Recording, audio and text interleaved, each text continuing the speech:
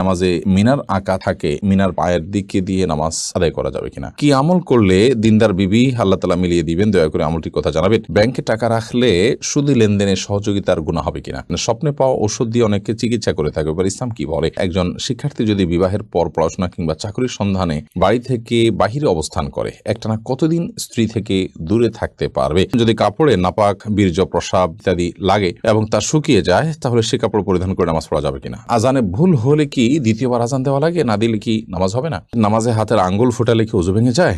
নকল চোখ ও চোখের পাপড়ি কি ব্যবহার করা যাবে? সুমন ইসলাম আপনি লিখেছেন, ছাগলের বাচ্চাকে খাসি বানালে কি গুনাহ হবে? না, এর কারণে কোনো গুনাহ হবে না। এবং নবী আলাইহিস সালামের সময় আপনার পশুর মধ্যে এ ধরনের পরিবর্তন সাহাবায়ে কেরাম করেছেন, বিধায় এটা গুনাহের কোনো কারণ হবে না ইনশাআল্লাহ বিইذনিল্লাহ। উম্মে ফারহান আপনি লিখেছেন, নকল চোখ ও চোখের পাপড়ি কি ব্যবহার করা যাবে? না, এগুলো আল্লাহর সৃষ্টিতে পরিবর্তনে শামিল হবে এবং সাজগোজ এই গণ্ডিতে থেকে যে করা যাবে এটা তার মধ্যে পড়ে না। এটা হলো একরকম আপনার লৌকিকতার বাইরেও, এটা হলো এক ধরনের মানুষকে ধোকায় ফেলে দেওয়া, যা বাস্তব নয় সেটা প্রকাশ করা। এরপরে মেহরুবা হক আপনি লিখেছেন, নামাজে হাতের আঙ্গুল ফোটালে কি ওযু ভেঙে যায়? নামাজে যদি হাতের আঙ্গুল ফোটানো হয় তাতে ওযু ভাঙবে না, সালাতও ভাঙবে না, কিন্তু এটা মাকরুহ হবে এবং সালাতকে ত্রুটিযুক্ত করবে। কারণ প্রথমত এমনিতে আঙ্গুল ফোটানো এটা ভালো কোনো বিষয় নয়। দ্বিতীয়ত সালাতের মধ্যে যেটা করবেন সেটা আপনার সালাতের যে খুদু আছে সে খুজুর খেলাফ হবে। যে পরিমাণ নীরবতার সাথে সালাত আদায় করা দরকার তার পরিপন্থী হবে, তাই সেটি করা উচিত হবে না। জাবের আমিন আপনি লিখেছেন, আজানে ভুল হলে কি দ্বিতীয়বার আজান দেওয়া লাগে? না দিলে কি নামাজ হবে না? আজানে যদি কোনো বাক্য ছুটে যায়, আজানের মধ্যেই থাকেন, সেটা দোহরাই নিতে পারেন। আর যদি আজানের পরে মনে হয় তাহলে সেক্ষেত্রে আজানটা পুনরায় দোহরাই নেবেন। আজান যদি দোহরানো ছাড়াও নামাজ পড়েন, নামাজ হয়ে যাবে, কিন্তু আজান দেওয়ার যে সওয়াব সেটা কিন্তু আর হলো না। এরপরে আলভির আইডি থেকে আপনি লিখেছেন, বিবাহের ক্ষেত্রে মেয়ের পরিবারের কাছে টাকা পাওনা থাকলে সে টাকা দেনমোহরের টাকা থেকে কাটা যাবে কিনা? বিবাহের ক্ষেত্রে যদি মেয়ের পরিবারের কাছে টাকা পাওনা থাকে তাহলে সেক্ষেত্রে সেটা দেনমোহর হিসাবে আপনি কাটবেন তখন যদি এটা মেয়ের কোনো অধিকার সেখানে জড়িত থাকে এবং মূলত মহারানাটা মেয়ের প্রাপ্য। মেয়ের পরিবারের কাছ থেকে বলতে মেয়ের বাবার কাছ থেকে আপনি পেয়ে থাকতে পারেন, তার ভাইয়ের কাছ থেকে পেয়ে থাকতে পারেন, সেটাকে কাটাকাটি করবেন মেয়ের সাথে, সেটা জায়েজ হবে না। মোহাম্মদ আব্দুর রাজ্জাক আপনি লিখেছেন, যদি কাপড়ে নাপাক, বীর্য, প্রস্রাব ইত্যাদি লাগে এবং তা শুকিয়ে যায়, তাহলে সে কাপড় পরিধান করে নামাজ পড়া যাবে কিনা? বীর্য যদি লাগে, সে বীর্যকে যদি শুকিয়ে যায় এবং শক্ত হয়ে যায়, সেটাকে খুঁচিয়ে যদি উঠে ফেলানো যায় তাহলে তাদের সালাত আদায় করা যাবে, যদিও কিছু আলামত তাও থেকে যেতে পারে। তারপর সেখানে সালাত আদায় করা যেতে পারে। বীর্য পবিত্র করার জন্য পানিতে পবিত্র করাই যাবে, আর এর বাইরে এরকম খুঁচিয়ে তুলে ফেলা এটাও বীর্য পবিত্র করার একটা পদ্ধতি। আর প্রস্রাব এবং এই জাতীয় নাপাক যেগুলো লাগে, যেগুলো খুঁচিয়ে ওঠার মতো নয়, সেগুলো লাগার পর ওই কাপড়কে ধুইতে হবে, ধোয়ার পর সেটি পাক হবে। যে জায়গা লেগেছে সেই জায়গাটুকু ধুলেই ইনশাআল্লাহ বিদিনাল্লাহ পাক হয়ে যাবে, অর্থাৎ নাপাকটা দূর করতে হবে। এরপর সেকান্দার বাদশাহ সবুজ আপনি লিখেছেন, একজন শিক্ষার্থী যদি বিবাহের পর পড়াশোনা কিংবা চাকরির সন্ধানে বাড়ি থেকে বাহিরে অবস্থান করে, একটানা কতদিন স্ত্রী থেকে দূরে থাকতে পারবে? এই বিষয়টি ভ্যারি করে যে তার স্ত্রী কতদিন পর্যন্ত নিজেকে নিয়ন্ত্রণ করতে পারবে, গুনাহ থেকে বেঁচে থাকতে পারবে, তিনি নিজে কতদিন গুনাহ থেকে বেঁচে থাকতে পারবেন সেটার উপরে। তিনি বা তার স্ত্রী যদি গুনাহে লিপ্ত হয়ে যান, এবং সেটা যে কোনো গুনাহে, সেটা মানে হস্তমৈথুনের গুনাহ হতে পারে, সেটা অন্য কোনো গুনাহ হতে পারে, তাহলে সেক্ষেত্রে ওই রকম পর্যায়ে মানে সে ততটা দূরত্বে থাকা বা ততটা বিরতিতে যাওয়া এটা জায়েজ হবে না। এটা ব্যক্তির উপর নির্ভর করে পরিবর্তিত হতে পারে, একজনের জন্য এক একটা।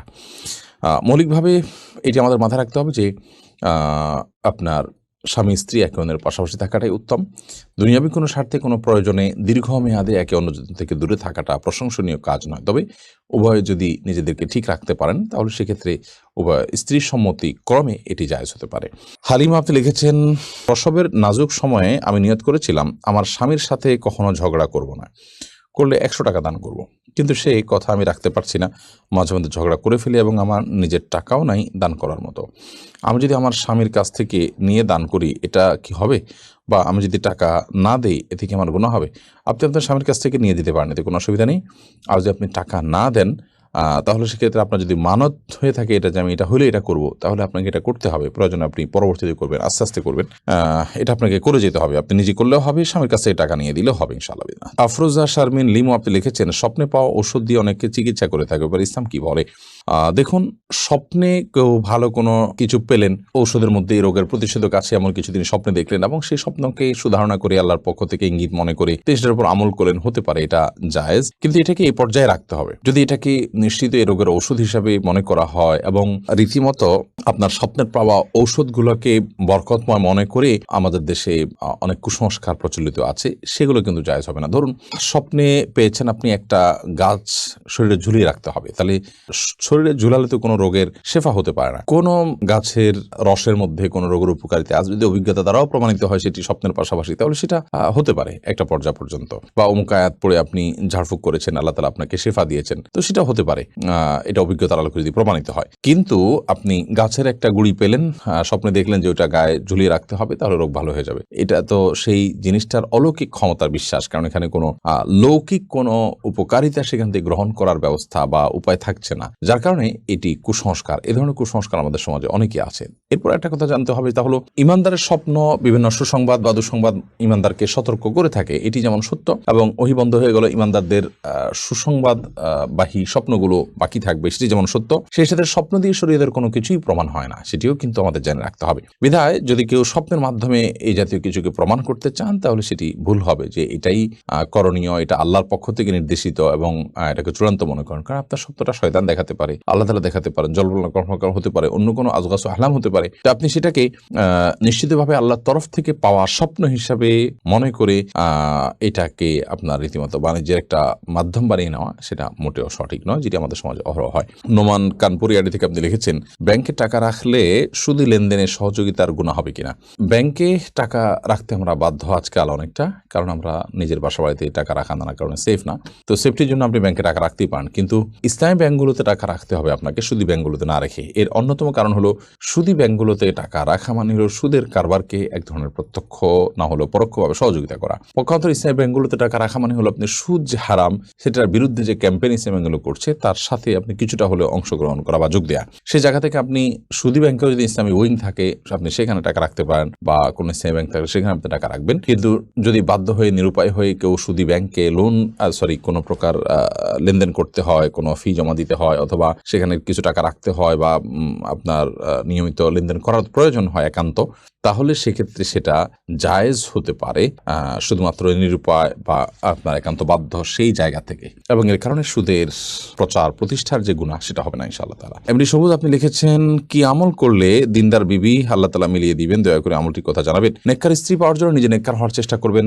নেককার মানুষদের সাথে উঠা বসা করবেন, সেরকম চেইন মেনটেন করবেন যারা নেককার, তাহলে তাদের মাধ্যমে আপনি নেককার স্ত্রীর সন্ধান পাবেন। সেই সাথে সূরা ফুরকান ৭৪ নম্বর আয়াতে যে দোয়া আছে সেটি পাঠ করবেন, নিজের জীবন সঙ্গী যেন নেককার হয়। রব্বানা হাব লানা মিন আজওয়াজিনা ওয়া যুররিয়াতিনা কুররাতা আয়ুন।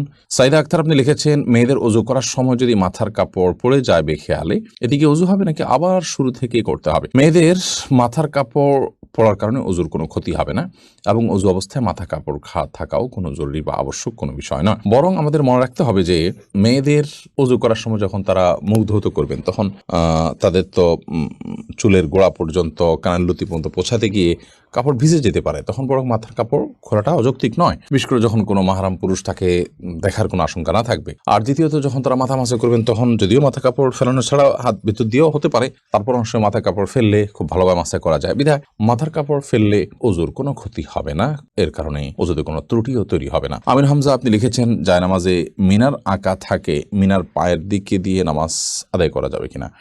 প্রথমত এই ধরনের আপনার মিনার গম্বুজ ইত্যাদি আঁকা থাকা জায়নামাজটা অ্যাভয়েড করতে পারলে ভালো। যদি সেটাতে বিভিন্ন কিছু আঁকা থাকে, তাহলে এটার দিকে তাকে সালাত আদায় করতে গেলে আপনার মনোযোগ নষ্ট হবে, মনোযোগ ব্যাঘাত তৈরি হবে, সেই জন্য এটা না করা উচিত। যদি কোনো কারণে আপনার সেটার কোনো বিকল্প না থাকে, তাহলে যাতে পায়ের নিচে না মানাতে হয় সেটা খেয়াল রাখবেন, কারণ মিনার হোক বা কাবা হোক, এটাকে আপনি পায়ের নিচে মানানোটা সম্মানজনক আচরণ হয় না তার সাথে, সেজন্য আপনি যথাসময় এটাকে মাথার দিকে রাখবেন এবং পায়ের নিচে যেন মানানো না হয় সেটা খেয়াল করবেন।